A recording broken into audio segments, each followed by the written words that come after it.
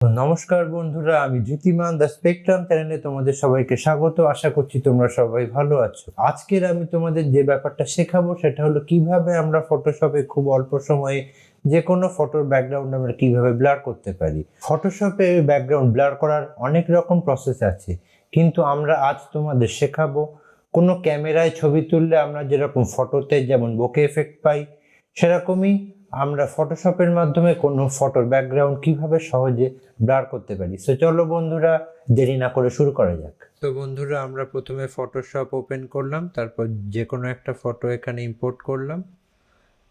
তারপরে আমরা যে ব্যাকগ্রাউন্ড লেয়ারটা আছে সেটা একটা কপি করে নিলাম। তারপর বন্ধুরা, আমাদের যে আসল কাজ হবে যে সাবজেক্টটাকে ভালো করে সিলেকশন করা। সাবজেক্ট সিলেকশনের জন্য তোমরা পেন টুল ইউজ করতে পারো, ল্যাসো টুল ইউজ করতে পারো, অথবা তোমরা কালার রেঞ্জ ইউজ করতে পারো। তোমরা যেটাতে যেমনভাবে কমফোর্টেবল হবে সেটা তোমরা ইউজ করতে পারো। তোমাদের এই ভিডিওতে আমি কিভাবে সাবজেক্টটা অ্যাকুরেটভাবে সিলেকশন করতে হয় সেটা তোমাদের দেখাচ্ছি না। তোমাদের যদি কিভাবে সাবজেক্ট অ্যাকুরেটভাবে সিলেকশন করতে হয় সেটা তোমরা শিখতে চাও, তাহলে তোমরা কমেন্ট বক্সে তোমরা জানাও। তাহলে আমি তোমাদের জন্য একটা সেপারেট যে কিভাবে সাবজেক্টটাকে সিলেকশন করতে হয় তার একটা সুন্দর একটা ভিডিও বানিয়ে দেব।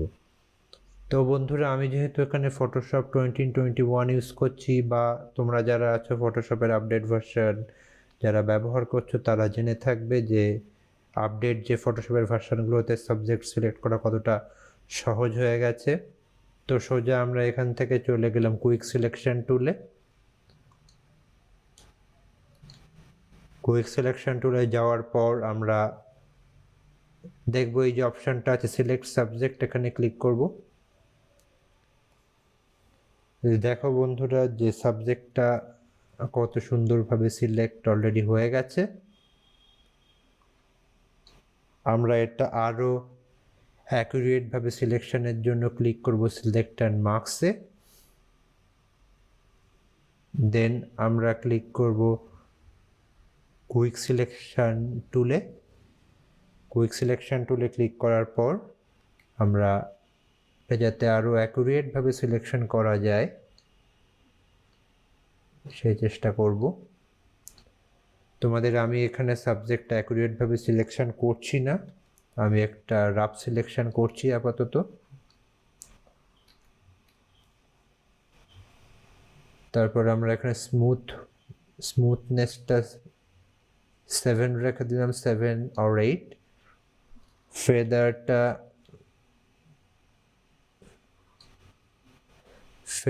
আমরা রেখে দিলাম 7 or 8 or 9 as you wish, তোমরা যেটা খুশি রাখতে পারো। তোমরা 8.5 বা 8.7 রাখতে পারো।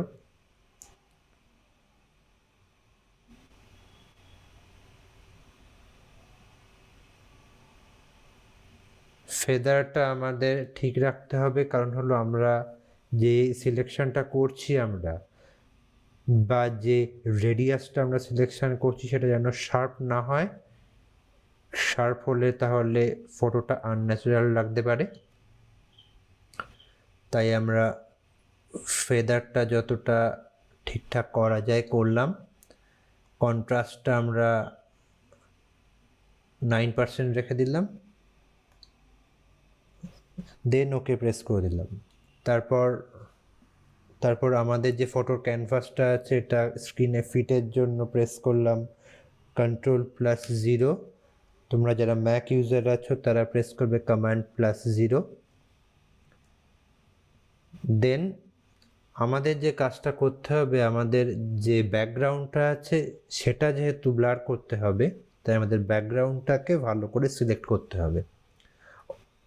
তাই আমাদের কি করতে হবে, প্রথমে সাবজেক্টটা সিলেকশন করতে হবে।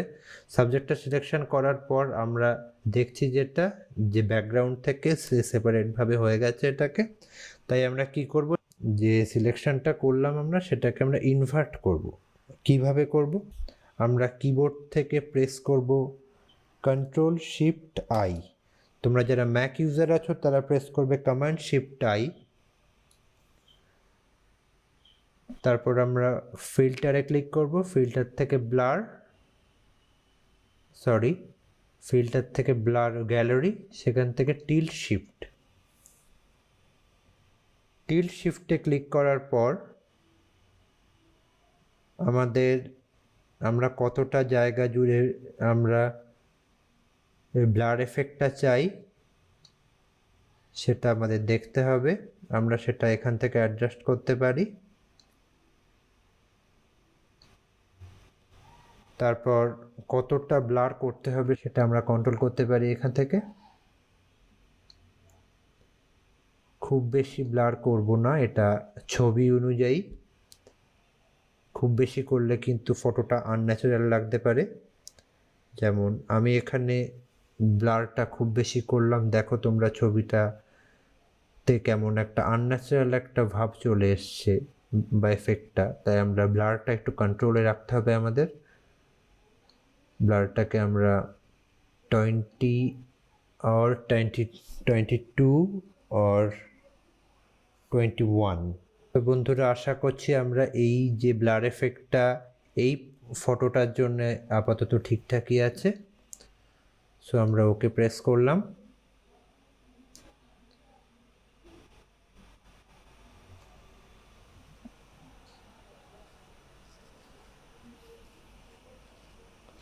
তারপর আমরা সিলেকশনটাকে ডিসিলেক্ট করার জন্য কিবোর্ড থেকে প্রেস করব Ctrl+D।